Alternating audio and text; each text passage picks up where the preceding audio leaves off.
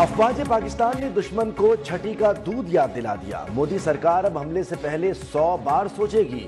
وزیر اعظم شہباز شریف کا مارکہ حق میں آزاد کشمیر کے شہداء کے ورثہ میں امدادی رقوم کی تقسیم کی تقریب سے خطاب۔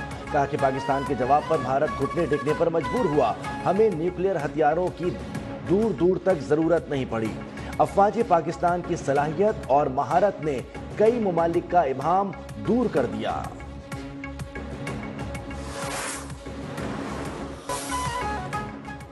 خوزدار واقعے کے خلاف سینٹ میں متفقہ قرارداد منظور۔ اسکول بس پر حملے میں ملوث بھارتی پراکسیز کو کیفر کردار تک پہنچانے کا مطالبہ۔ عرفان صدیقی نے دہشت گردوں کو کچلنے کا وقت آ گیا۔ شہری رحمان بولی، بھارت کے ہاتھوں شہریوں کو مزید قتل عام نہیں دیکھ سکتے۔ بیرسٹر علی ظفر نے کہا کہ دہشت گردوں سے کوئی رعایت نہیں ہونی چاہیے۔ فیصل واڈا نے دفاعی بجٹ میں اضافے کا مطالبہ کر دیا۔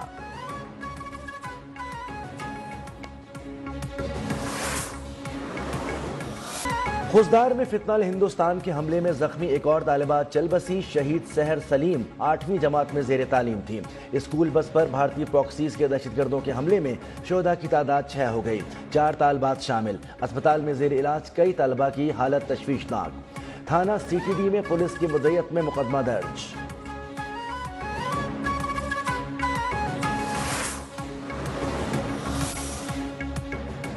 بھارت سے بلوچستان میں معصوم بچیوں کے خون کا حساب لیا جائے۔ سکھ کمیونٹی دکھ کی اس گھڑی میں پاکستان کے ساتھ ہے۔ بھارتی دہشت گردی پر سکھ فار جسٹس کے سربراہ گرپتونت سنگھ پنو کا سخت رد عمل۔ کہا کہ شواہد سے واضح ہے کہ بھارتی پراکسیز نے مودی سرکار کے کہنے پر دہشت گردی کی۔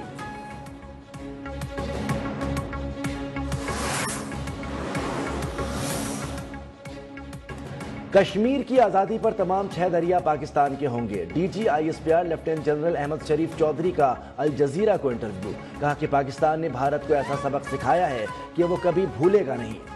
پاکستان کی عسکری حکمت عملی کی کئی دہائیوں تک پڑھائی جائے گی۔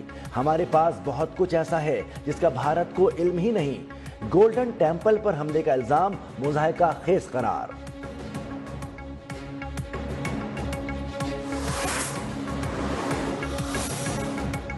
مودی سرکار کی آبی جارحیت زور پکڑ گئی۔ بھارت نے کشن گنگا ڈیم سے دریائے نیلم کا پانی روک دیا۔ حکام کے مطابق دریائے نیلم میں پانی کا بہاؤ معمول سے 40% کم ہو گیا۔ بھارت نے حالیہ کشیدگی کے دوران کشن گنگا ڈیم سے پانی چھوڑا تھا۔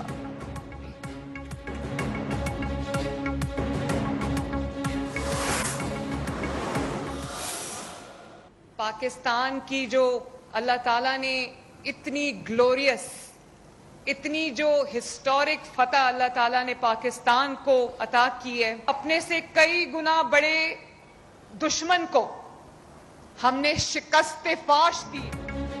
پاکستان نے کئی گنا بڑے دشمن کو شکست فاش دی۔ ملک کا مستقبل محفوظ اور مضبوط ہاتھوں میں ہے۔ وزیر اعلیٰ پنجاب مریم نواز کا سرگودا میں لیپ ٹاپ تقسیم کی تقریب سے خطاب۔ 9 مئی والوں اور بھارت نے جو کیا اس میں کوئی فرق نہیں۔ 9 مئی کو جن وردیوں کی توہین کی گئی انہی نے ملک بچایا۔ نوجوان فتنے اور فساد کا ایندھن بننے سے دور رہیں۔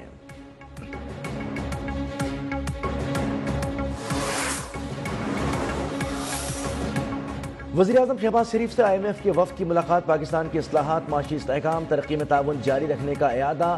قرض پروگرام پر عمل درآمد کے حوالے سے معاشی اصلاحات، مثبت نتائج پر اظہار اطمینان۔ وزیر اعظم کا میکرو اکنامک اصلاحات کے ساتھ ادارہ جاتی اصلاحات میں بھی تیزی لانے کا عزم۔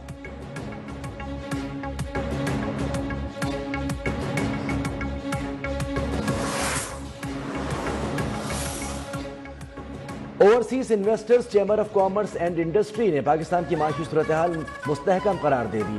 OICCI نے عہدیداروں نے بزنس کا کانفیڈنس انڈیکس سروے کے نتائج جاری کر دیے ہیں۔ پاکستان میں کاروباری اداروں کے اعتماد میں 16% کا نمایاں اضافہ ریکارڈ۔ معیشت کے مختلف شعبوں میں مثبت تبدیلی کی بڑی وجہ میکرو اکنامک استحکام رہا۔ کم ہوتی ہوئی مہنگائی سے آئندہ 6 ماہ کے دوران کاروباری آلات میں مزید بہتری ہوگی۔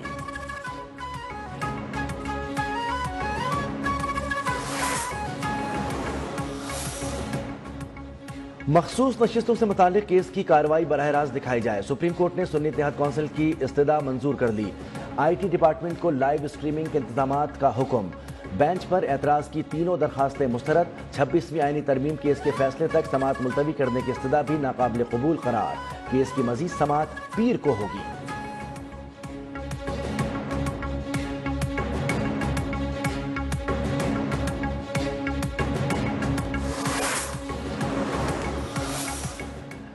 بانی پی ٹی آئی کا ایک بار پھر پولیگرافک، فوٹوگرامیٹک اور وائس میچنگ ٹیسٹ کرانے سے انکار۔ لاہور میں درج 9 مئی کے 11 مقدمات کی تفتیشی ٹیم خالی ہاتھ واپس لوٹنے پر مجبور۔ D S P Javed Asif کہتے ہیں کہ ملزم ٹیسٹ نہیں کروائے گا تو تفتیش کیسے مکمل ہوگی۔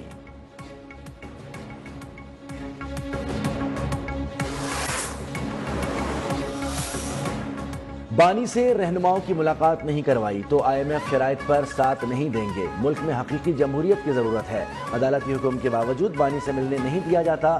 وزیر اعلیٰ خیبر پختونخوا یمین گنڈاپور کی میڈیا سے گفتگو، کہا مذاکرات کرنے ہیں تو بانی پی ٹی آئی تیار ہیں، بہت جلد بانی کو جیل سے رہا کرائیں گے۔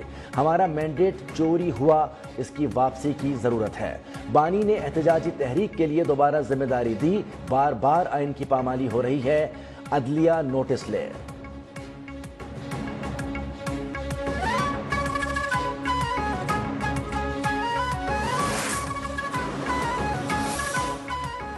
وزیر اعظم آزاد کشمیر انوار الحق کشمیر کے شہداء کے لواحقین کی داد رسی پر اظہار تشکر، کہا کہ کم ظرف دشمن سے خیر کی توقع نہیں۔ مقبوضہ کشمیر میں قابض بھارتی فوج نے ظلم کی انتہا کر دی۔ پہلگام واقعے کی آڑ میں 3000 کے قریب کشمیری نوجوانوں کو غائب کر دیا گیا۔